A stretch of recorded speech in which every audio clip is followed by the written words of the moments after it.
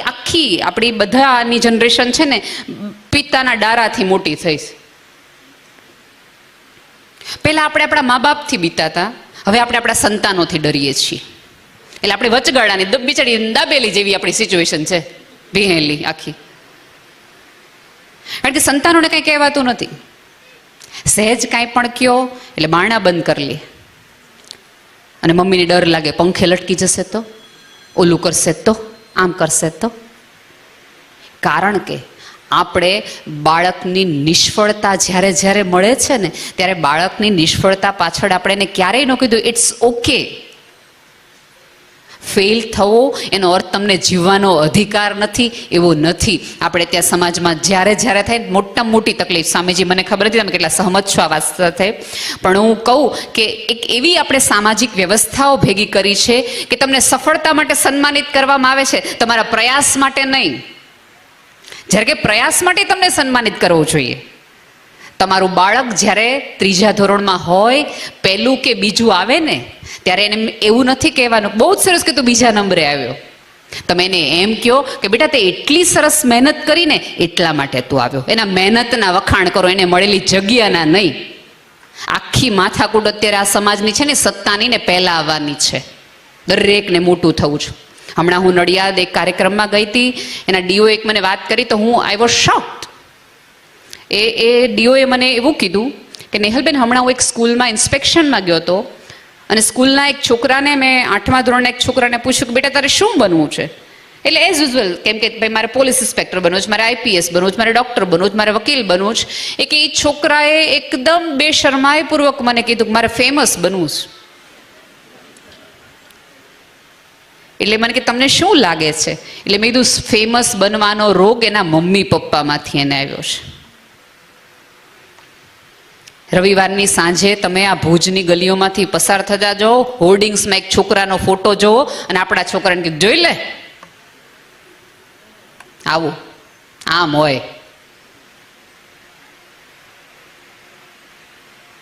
એટલે છોકરાને એમ થાય કે ફેમસ થવા માટે કાંઈ પણ. હમણાં તમને ખબર નહીં, જે લોકો આ નવી પેઢીની ઇન્સ્ટાગ્રામ વાપરતા હશે એને ખબર હશે કે ટાઈમ્સ ઓફ ઇન્ડિયાની અંદર ગયા અઠવાડિયે એક છોકરી જેણે કાંઈ જ નથી કર્યું અને સડનલી એના 2 મિલિયન વ્યુઅર્સ ને એના ફોલોઅર્સ થઈ ગયા, ફેમસ થઈ ગઈ. તો એ છોકરીએ શું કર્યું હતું કે એ છોકરીએ મેટ્રોની અંદર એટલા ટૂંકા કપડાં પહેર્યા હતા અને ફેમસ થઈ ગઈ. તમારે ફેમસ થવાના આ રસ્તા તમારી પેઢીને એવું આપવા છે? સન્માનિત થવાના આ રસ્તાઓ આપવા છે? અને સમાજ છે ને સાહેબ, આપણી તકલીફ એ છે કે તમે આખી 100નો ક્લાસ હોય, એમાં પહેલા તો 3 જણા આવે, 1, 2 ને 3. એ પહેલા 3 જણાના સન્માન કરવાના અને 97 જણે તાળી જ પાડ્યા રાખવાની 3 જણાની સફળતા માટેની. સમાજ છે એ 3 જણાનો નહીં, ઓલા 97 જણનો બનેલો છે સાહેબ. સફળ તો 4 થી 5 હોય, બાકી સમાજ છે એ આવી ક્યાંક ને ક્યાંક નાની મોટી નિષ્ફળતા પોતાની અંદર, પોતાના ખીચામાં, પોતાના હૃદયમાં સાચવીને બેઠો છે માણસ. હમણાં જ મેં પારોલબેનને કીધું, મેં કીધું મને હંમેશા ઓડિયન્સ માટે બહુ દુઃખ થાય કે તમે 11 વાગ્યાના આમ ભાઈ એવું કે તાળી પાડો તાળી પાડો તાળી પાડો, તમે તાળી જ પાડ્યા રાખો સવારથી સાંજ સુધી. આ તાળીની કેસેટ આવી જોઈએ, ડીજે વાળા વગાડે. હવે રાખજો, આવતા દિવસોમાં બહુ જ જરૂર પડશે. કારણ કે દિલથી તાળી પાડવા વાળા ક્યાં છે? કોક આગળ વધતું હોય, કોક રાજી થતું હોય, કોઈ સન્માનિત થતું હોય તો દિલથી ક્યાં આપણે રાજીએ થઈએ છીએ? તમે જો સાહેબ, એવું કહેવું પડ્યું કે અહીંયા જે લોકો કામ કરે છે, નિસ્વાર્થ ભાવે કામ કરે છે, એમના મનમાં કોઈ સત્તા નથી. એટલે નિસ્વાર્થ ભાવે કામ કોઈ કરતો હોય તો આપણા મનમાં એક શંકા ઊભે છે કે કાંઈક દાળમાં કાંઈક તો કાળું હશે, બાકી અમથા નો આમ હેરાન થતા હોય. આપણે માનીએ જ છીએ. અત્યારે આ સાહેબ સરસ મજાના આરટીઓમાં છો ને સાહેબ આપ? હવે હું 3 વખત હસવું કાઢવું એટલે સાહેબને એમ થાય બેનની ગાડી હલવાણી લાગે. કારણ કે કોઈ માણસ સામે આપણે અમથા, પૂજ્ય મોરારી બાપુ બહુ એક સરસ શબ્દ વાપરે, અકારણ હેત. અકારણ કોઈ વ્યક્તિ હેત વાપરે ને આપણને એમ થાય કાંઈક ખોટું, કાંઈક કામ કરાવવાનું જ છે, બાકી આ નો દાંત કાઢે. ઘણા તો એટલા બધા લોભણા માણસો હોય, એટલા બધા વિચિત્ર માણસો હોય કે એના દાણે પોતાના આંગણામાં થોડી જુવાર નાખે તો ચકલાય અંદરો અંદર વાતો કરે, કાકા એક દાળમાં કાળો છે, બાકી આ નો નાખે, આના ખીચામાંથી ન નીકળે. નિખાલસતા અને નિસ્વાર્થ એ શબ્દો હવે માત્ર આપણને ગ્રંથોમાં જોવા મળે છે. કોઈ માણસ એકચ્યુઅલી જીવવાનો પ્રયાસ કરે ને તો આપણે ડાઉટ, શંકામાં. મેં અનેક વાર કીધું છે કે તમે અજાણ્યા માણસ સામે હસો ને તો પહેલો પ્રશ્ન એનો શું હોય ખબર છે? આપણે એકબીજાને ઓળખીએ છીએ? આપણે મળ્યા છે ક્યારે? અરે માણસ છો, તમારે બે કાન છે, મારે બે કાન છે, તમારે બે આંખ છે, એક પૃથ્વીમાં રહીએ છીએ, એક દેશમાં રહીએ છીએ, એક રાજ્યમાં રહીએ. તમે ગુજરાતી છો, હું ગુજરાતી છું, તો દાંત કાઢવા માટે કારણો જોઈએ? કૂતરા હોય તો હડકાએ ચડે, ભેહું હોય તો એકબીજા સામે ડોળા કાઢે. માણસ એક જ એવો છે કે જે એકબીજા સામે સ્માઇલ કરે. યાર, આ ડાયનોસોર પછીની આખી પ્રજાતિમાં માણસ ઊભો એટલા માટે થઈ ગયો કારણ કે એ શેર કરી શકતો હતો. વાંદરો એક પડે તો બીજા વાંદરાને વાહે કેતો ન જાય, કઈ ખાડોસ તું જાતો નહીં. માણસ કે આ રસ્તે ન જતા, ત્યાં તકલીફ છે. માણસ જે શીખ્યો, અગ્નિ શોધી 3 જણને અગ્નિ આપી ઠંડી સામે. ખબર નથી આ કેવી રીતે થાય, પણ 2 પથ્થર ઘસો ને તો ચકમકા થાય. એને જોઈને બધા શેર કર્યું. અને અત્યારે આપણને બધાને જે જ્ઞાન આંગળીની ટેરવી પર, કારણ કે આપણે તો 2 મિનિટ્સ મેગી જનરેશન છીએ ને, ક્લિક કરો ને જ્ઞાન ઉતરે. આ થોડી ભાગીરથી જેવી છે કે સાધના કરો ને ગંગા ઉતરે. 3 મિનિટમાં આયા આમ જ્ઞાનની સાધના વહી ગઈ સાહેબ. એટલા માટે આપણે જ્ઞાનનું મહત્વ અને મૂલ્ય બંને ચૂકી ગયા. તમારું આસ્થાનું કેન્દ્ર વયું ગયું, તમે ડગમગી ગયા. અને પછી બિચારા કુમળા બાળકો ઉપર આપણે આટલા મોટા મોટા સભ્યતાના બોજ રાખ્યો ને પછી સરવાળે નક્કી કરે 12મા સુધી અહીંયા રહેવું છે, પછી પાછું ન થવું. જે દી પ્લેન ઉપડે ને તે દી. કારણ કે આપણે એને એવું કીધું છે કે આવતીકાલે તારે જ આ ધરોહર સાચવવાની છે. કઈ ધરોહર? કે જેની સમજ હું ને તમે એને આપવામાં ચૂકી ગયા છે. એ સમજ આપવાનું ચૂકી ગયા. પછી આપણે એવી અપેક્ષા રાખીએ બાળકો પાસેથી. તમે હજી પણ મોડું નથી થયું. આ આખી આ કુટુંબ, આ સમાજ જે તમારો જે છે એ શંકરાચાર્યને પૂજતો, આરાધતો અને સમજતો, જે જ્ઞાનને જ દેવતા ગણતો. અત્યારે મને સૌથી વધુ દુઃખ એ થાય છે કે ઓબામાએ જ્યારથી એવું કીધું છે ને કે knowledge is A currency. Swamiji જુઓ તો ખરા, જ્યાં સુધી આવતા દિવસોમાં અમે તો એવું લખીને મોટા થયા છે કે નોલેજ ઇઝ અ પાવર, શક્તિ છે, કોઈ રૂપિયા નથી. આપણે ત્યાં તો એની પૂજા હોય, પણ પૂજા હોય એનો અર્થ એ ન હોય કે અગરબત્તીને દીવાત કર્યા રખાય એને જીવવાનું હોય.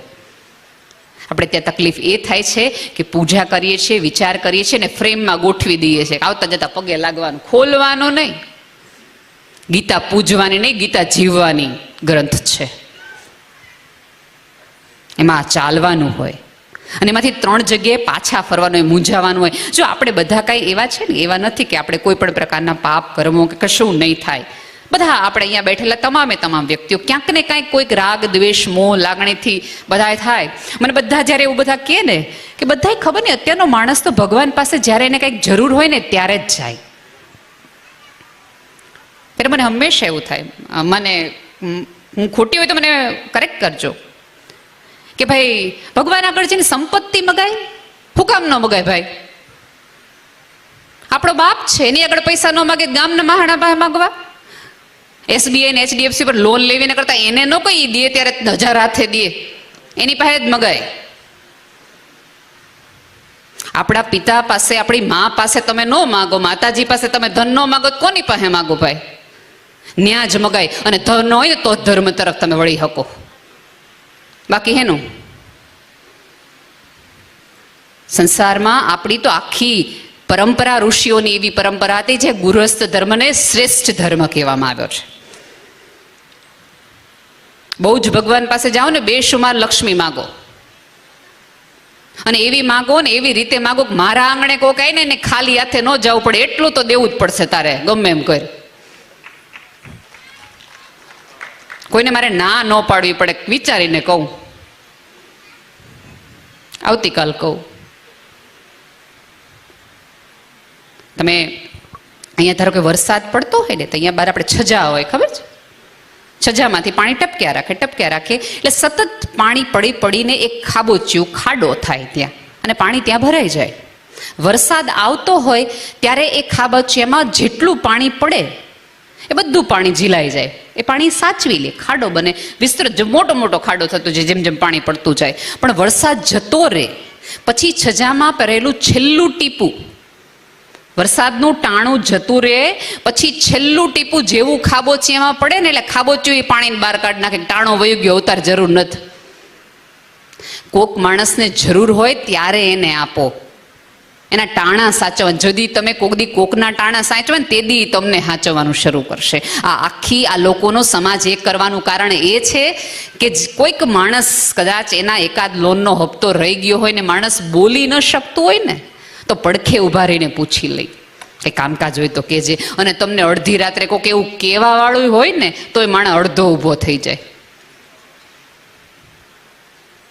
આપણે કંઈ થોડા પહેલાના જમાના જેવા. તમે જુઓ કે પહેલાના, હું તો બહુ માનું છું, મને ખબર નથી કે ભલે એમ કહેતા હોય કે અત્યારે કળિયુગ હોય, પણ મને અત્યારનો માણસ વધુ સતયુગમાં જીવતો લાગે છે.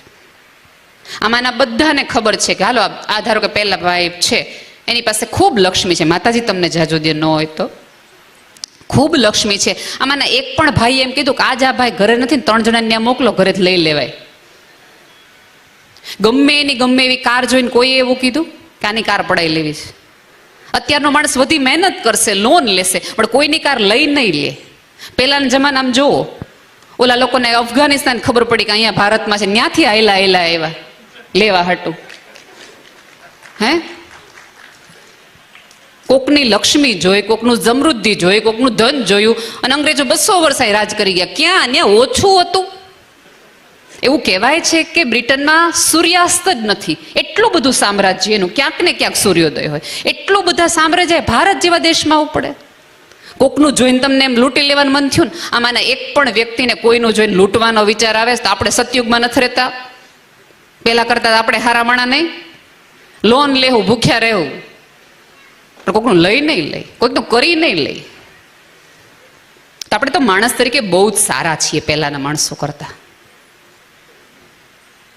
હા, આપણે થોડા જ્યાં ભૂલ આપણે કરી વચગાળામાં, બુદ્ધિથી જગતને જોવાનું શરૂ કર્યું અને ભૂલી ગયા કે ઉપરવાળાએ તમને હૃદયે આપ્યું છે. મારી તો બહુ અંગત સમજ છે કે જાતને જોવાની હોય ત્યારે બુદ્ધિથી જોવો અને જગતને જોવાનું હોય ત્યારે હૃદયના ચશ્માથી જોવો. તમને કોઈ દી કોઈ વ્યક્તિ ખોટો નહીં દેખાય. તમે એવું કહેશો કે કદાચ અત્યારે એને મૂડ નહીં હોય ને એટલે માણસ મારી સાથે બોલ્યો નહીં, પણ તમે જ્યારે કોકની સામે મોઢા ટરડાવો ત્યાં તમારી જાતને પ્રશ્ન પૂછજો. અરીસામાં હંમેશા પોતાની કરચલીઓ ન જોવાની હોય, તમારા લીધે કોઈના હૃદયમાં તિરાડો પડી હોય ને એ જોવાને રાખો. હૃદય કોકના તૂટતા હોય સતત, અને આમ તમે જોવો ને તો સારું જ છે કે એક્સરેમાં હૃદય તૂટે છે એ જ આવે છે. કોના લીધે તૂટ્યું આવતું હોત ને તો બહુ ડખા થાત, ભારે મુશ્કેલીઓ, હાડકા તૂટી જાય કોકના. એક બેનને જ્યોતિષે આવીને કીધું ભિક્ષામ દે મૈયા, અને પછી કીધું કે મને જ્યોતિષ આવડે. અને સ્વામીજીને ખબર કે સ્ત્રીઓને બહુ જ હોય કે આવતા દિવસોમાં ભવિષ્યમાં શું થશે. એટલે સ્વામીજી એવું કીધું કે 10 રૂપિયા આપ, તારા પતિનું ભવિષ્ય હું તને કહું. તો ઓલા બેન કે 20 રૂપિયા રાખો, ભૂતકાળ કયો ભવિષ્ય તો હું નક્કી કરી લે એના આધારે. ન્યા હું હતું એ ડખો કહી દો ને, પછી આપણે જોઈ લેવું. એ કહેતા હતા કે ઓલી એને ગમતી નહોતી, પણ હતું તો ખરું જ તે કાંઈક. થોડું આજમાં જીવવાનું રાખો. ચોક્કસ તમારું બાળક ભવિષ્ય માટેનું સર્જન છે, તમારો ભવિષ્ય સાચવીની સાથે જોડાયેલું છે. એનો અર્થ એ નથી કે તમે જીવવાનું બંધ કરી દો ને એનું જીવવાનું બંધ થઈ જાય. આજમાં, અત્યારમાં, થોડી આ ક્ષણમાં જીવવાનું રાખો. બધી જ તૈયારી આવતીકાલ માટેની. થોડું આજમાં ઇન્વેસ્ટ કરવાનું રાખો અને થોડું અંધારામાં ઇન્વેસ્ટમેન્ટ રાખો. બધું જગામગા રોશની નથી. આ તમામ પ્રકારની આટલી મોટી હેલોજન લાઇટ છે ને એની સામે સતત જોશો ને તો થોડી વાર માટે અંધારું કરી દે. મર્ડર ફિલ્મમાં એક બહુ જ સરસ ગીત હતું, આંખો મેં ભર દે જો અંધેરા તુમ એસી રોશની સે બચના. જે તમને આજુબાજુનો અંધકાર જોવાનું ભૂલવાડી દે, ચૂકવાડી દે એવા પ્રકાશથી એ બચજો. અંધારામાં ઇન્વેસ્ટ કરવાનું એટલે થોડી નિષ્ફળતા પચાવવાનું રાખો, તમારી પણ, સંબંધોની પણ અને સંતાનોની પણ. અત્યારે બહુ એક જુદી જ લોકો એવું માને છે કે અત્યારે છોકરીઓ ભણવા માંડી ને એટલે છૂટાછેડા થવા માંડ્યા. હું એ વાત સાથે જરાય સહમત નથી. રાધર અમે ભણવા માંડ્યા એટલે અમને સમજ પડવા માંડી કે આને સન્માન કહેવાય અને આને અસમાન કહેવાય, આને ન્યાય કહેવાય ને આને અન્યાય કહેવાય. ક્યાંક અમારી સભાનતા વધી ને એટલે એ બધું પડી ગયું. ન્યાય અન્યાયની અમને થોડી વ્યાખ્યા કરતે આવી. અને જ્યારે સમાજ ભેગો થયો છે ત્યારે હું બહુ જ બે હાથ જોડીને વિનંતી કરું કે તમે ક્યાં સુધી કન્યા કેળવણી કન્યા કેળવણી કરશો? થોડી કુમારોની કેળવણી કરો. દરેક કન્યાએ રહેવાનું અમને આવડી ગયું, કન્યાઓને બધાને આવડી ગયું, કુમારોને કેમ સાચવવા? કુમારોને થોડા કેળવો કે કન્યા સાથે કેમ રહેવું? તમને ભણેલ ગણેલ છોકરી જોઈએ છે, ઇંગ્લિશ બોલતી છોકરી જોઈએ છે, અને પછી તમે એવી અપેક્ષા રાખો છો કે કાંઈ ન બોલે, અભિપ્રાય ન આપે, તો બે ન થાય. તમે એના અભિપ્રાયને માન આપતા શીખો. તમારા સંતાનને અત્યારથી શીખવો. અને જે મમ્મીઓને ફરિયાદ છે કે તમારા ભાઈ સાંભળતા નથી ને જાહેરમાં મારું અપમાન કરે છે, એવી તમામ મમ્મીઓને વિનંતી કે તમારા છોકરાને પહેલું વહેલું સમજાવો કે આવતા જીવનમાં કોક છોકરી આવે ને તો તમને પૂજે, કુળદેવીની જેમ કે મારી સાસુએ એવો રતન ભેગો કર્યો કે જેને ખબર છે કે સ્ત્રીને સન્માન આપવાનું હોય. અને એક વસ્તુ યાદ રાખજો, દરેક છોકરીઓ, હમણાં એક છોકરીએ મને વેલેન્ટાઇન ડે ઉપર મારે એક કાર્યક્રમ હતો તો મને એવું પૂછ્યું કે બેન આમ તો અમારે કંઈ વાંધો નથી, એ છોકરો સરસ જ છે, અમારી સગાઈ થઈ છે, મને બહુ પ્રેમ જ કરે છે, મને સમજે છે, પણ ક્યારેક ક્યારેક હાથ ઉપાડે છે, મારે છે, પણ એ લાગણીશીલ બહુ છે, મને બહુ પ્રેમ કરે છે. અત્યારે આ પ્રેમની ખબર નહીં કઈ વ્યાખ્યા છે કે જે મારીને જ વ્યક્ત થાય છે. એટલે મેં એ છોકરીને કીધું તું એને પ્રેમ કરે છે? તો મને કે હા. મેં કીધું તને એક તમાચો મળે તારે બે તમાચા મારે, હું તને 2 ગણો પ્રેમ કરું છું. તમારી દીકરીઓને સમજાવો કે આ સહન કરવાની વસ્તુ છે, આ સહન ન કરવાની વસ્તુ છે. ઈચ્છાઓ માટે, વસ્તુ માટે સંબંધ ન તોડાય, સ્વમાન માટે શબ્દ તોડાય. વસ્ત્રો માટે નહીં, વિચાર માટે તમારી દીકરીને લડતા શીખવો.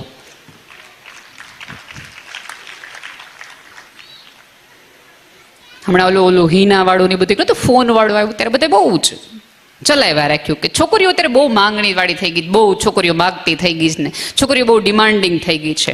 એટલે ત્યારે મેં નાનું એવું મેં ટ્વીટ કર્યું હતું કે આખી આ 5000 વર્ષની સભ્યતામાં સામાન્ય રીતે દરેકે દરેક દીકરીના મા બાપ પાસે છોકરાએ જ બધું માગ્યું કે અમારે ગાડી જોઈએ, અમારે ઓલું જોઈએ, અમારે બંગલો જોઈએ, અમારે આટલા તોલા સોનું માગ્યું. 5000 વર્ષમાં એક છોકરીએ ફોન માગ્યો, આખી સભ્યતાએ ખળભળાટ મચાવી દીધો. ચોક્કસ માંગણી ખોટી હતી, પણ આટલો જ ખળભળાટ ક્યારેક કોઈક દહેજ માગતું હોય, ક્યારેક માગતું હોય ત્યારે એટલો જ થવો જોઈએ જો એક અમારા ફોન માટે થતો હોય તો.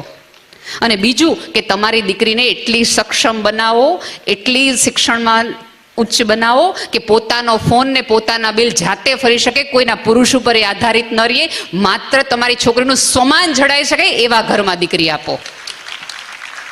લક્ષ્મીના આધારે નહીં, સંસ્કારના આધારે ત્યાં આપો. લક્ષ્મી તો તમારી દીકરીને તમે એવી કેળવી હશે તો એ પોતાના ખભે લડી શકશે, પણ સંસ્કાર નહીં આવે એની માટે તો કુળ કુટુંબ જોવું પડશે. અત્યારે આપણે કોમ્પ્રોમાઇઝ કરવા તૈયાર છીએ. જમીન હોય, નોકરી હોય, બાકી છોકરાને ગમે વાંધો હોય ને એ તો બધાએ હજી તમે જુઓ આજે 2023માં તમે ગમે એટલું કહેતા હોય ને, છોકરાઓ થોડાક 22, 23, 25 વર્ષે તોફાની હોય ને એટલે ઘરના વૃદ્ધો એમ કે પરણાવી દો ને એટલે શાંત થઈ જાય, કે શાંત પડી જાય, સીધા રસ્તે થઈ જાય. એનો અર્થ એમ છે કે દરેક છોકરાને, પુરુષને સીધો કરવા માટે એકાદ છોકરી, એકાદ સ્ત્રી જીવનમાં હોવી જોઈએ જે સુધારા વધારાનું કામ કરી શકે. અને જ્યારે દીકરીઓ કે પત્નીઓ આવું સુધારા વધારાનું કામ કરતી હોય તો દરેક સાસુને વિનંતી છે કે સહયોગ આપો, એ આંદોલનમાં સાથે જોડાઓ, સમાજ સુધારણાના, પુરુષ સુધારણાના. સાસુઓ બાધી ન પડો, કારણ કે તમારાથી હચવાતો નહોતો ત્યારે જ તમે પરણાવ્યો ને.